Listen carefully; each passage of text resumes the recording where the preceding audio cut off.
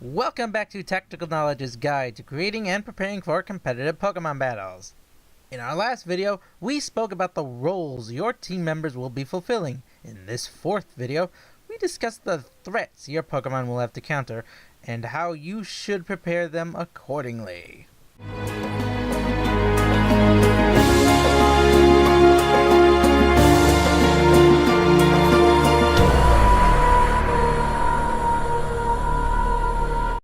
So first of all, I'll just start this video off with a statement. This is of course my opinion, take it as you see fit. What I'm saying can and will conflict with what other far more experienced competitors may say about this subject.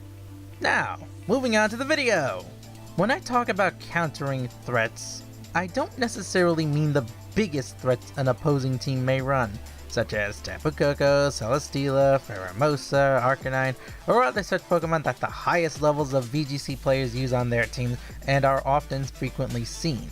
No, the threats I refer to are the Pokemon that your team will have a hard time dealing with, or particularly counter what you are running. For this example, I will use my first VGC team lineup involving my Pheromosa Lanoa, Alexandra my Serena, Tapu Fini, Faria my Talonflame, Coralina my Milotic, and my Nihilego. For this video as well, I will scrap the items I gave them during the first international challenge and pretend I am preparing them specifically for this video and give them entirely new moves and items. Looking at my team, you can tell right off the bat my team is very susceptible to electric type Pokemon, with 3 of them having a direct weakness to the typing. As a result, one of the biggest threats my team will have to deal with are hard-hitting electric types like Tapu Koko, Raichu, and Xurkitree. However, you will notice that most of these Pokemon are often special attackers, with only Tapu Koko being able to run physical as well as special attacks. To counter these Pokemon, you'll want to use Pokemon that make use of their weakness, ground typing. However, since my team doesn't have any ground types, the best 2 counters to my biggest threat are my Nihilego, which has a powerful special defense to counter electric attackers, or my Serena Alexandra. Since Alexandra is a grass type, she is resistant to electric attacks, and assuming any electric type is physical, she can counter them with a Trop Kick to reduce their physical attack stats. To help her in this endeavor, she will need an item to help her get those Trop Kicks off before my opponent has a chance to move, and the best item for that job is a Choice Scarf to increase her speed by 50%, allowing her to outspeed Pokemon like Tapu Koko. Moving on to Nihilego, moves that take advantage of her stats like Power Gem and Sludge Bomb will severely weaken electric types, and giving Nihilego an Assault Vest ensures it survives even a discharge under electric terrain from Xurkitree. Now, since most of my team are very frail or have a lot of speed, Pokemon that set up Trick Room will be a huge issue for my team. To that end, Pokemon like Porygon 2, which specialize in surviving heavy hits while also setting up said Trick Room, are threats to my overall strategy. There are 2 options to counter this problem. One is to bring in Pokemon that can fight under Trick Room, which Tapu Fini can do if the situation demands it, or 2, prevent the Pokemon from setting up the Trick Room. We're going to go with option 2 in this case. Option 2 for countering this threat involves 2 methods. One is by far the simplest and most straightforward, yet can be the hardest to accomplish: knocking out the Trick Room Pokemon before it sets up. The reason why this is so hard is because it's so expected that most trainers are ready and prepare for it to happen, and often protect their Trick Room setter to prevent it from being knocked out. Porygon 2, though, excels in enduring powerful attacks to set up the Trick Room, with it only having one weakness: fighting types.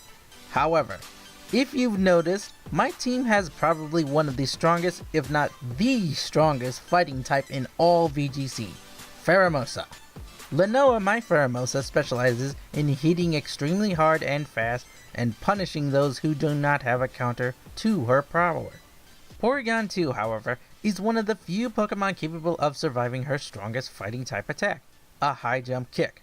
If the nature and EVs, IVs line up correctly, Porygon 2 can survive even her adamant nature max attack hit.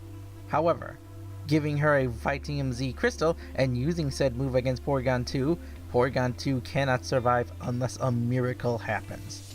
Not only does this remove the Trick Room setter if it's Porygon 2, but it also ensures Lenoa gets the first one-hit KO she needs to start snowballing her damage output, assuming she survives the follow-up attack. The second method we can use is probably the least expected and more likely to succeed of the two options, but it's also the riskier one, because we must predict they will use Trick Room or risk giving our opponent a free attack against us.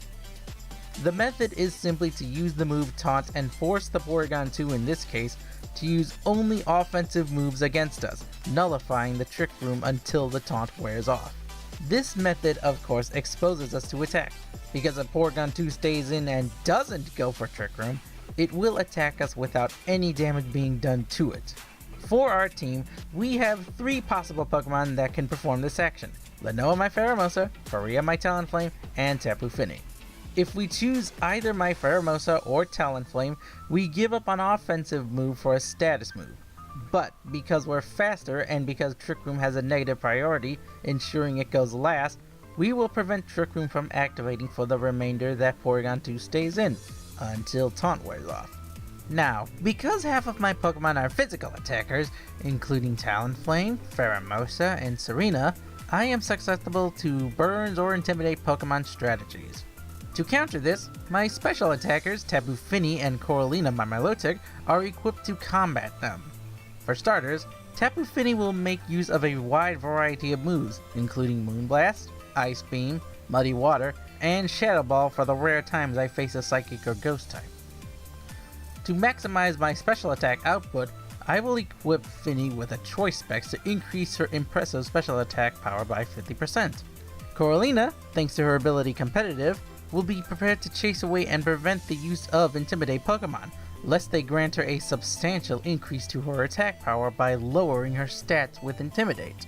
Now finally, another threat my team faces are Pokemon that are either faster than me or trying to outlast me.